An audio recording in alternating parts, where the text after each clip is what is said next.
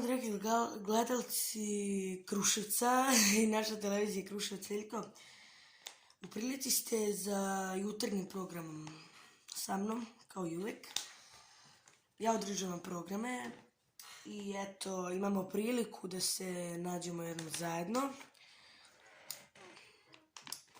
Patrijarh srpski Porfirije juče je posetio crkvu u Popravnom domu.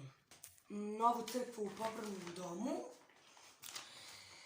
a došao je za Vidovdan kada je držao govor u crkvi Lazarici kao sve važne ličnosti grada Kruševca i svih ovih, kako da kažem, teorija na teritoriji grada Kruševca. Naravno, došla je vlada Srbije u grad Kruševac i na svečanu sednicu Skupštine opštine grada Kruševca. Naravno, dodeljena je i Vidovdanska nagrada predsjednici vlade Ani. Naravno, mi smo ovaj Vidovdan najbolje očekivali i kako smo ga očekivali, najbolje smo ga i dobili. Imali smo, otkriveni naš spomenik knezu Lazaru, na lokaciji stari aerodrom. Što se tiče trga, nisu svi radovi gotovi, ali uglavnom trg je završen. Ima još nešto malo da se uradi oko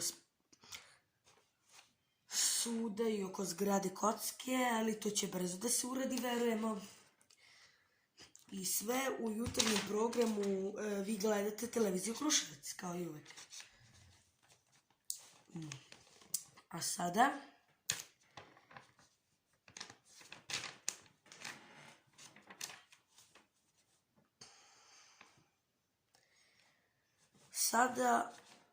radimo da nam grad bude prestonica. Mi se obeležavamo za veliki jubilej, godinu dana od televizije Kruševac Veljko, ovde je naša televizija što gledate i to bi bilo to za emisiju Jutarnji program. Srećno!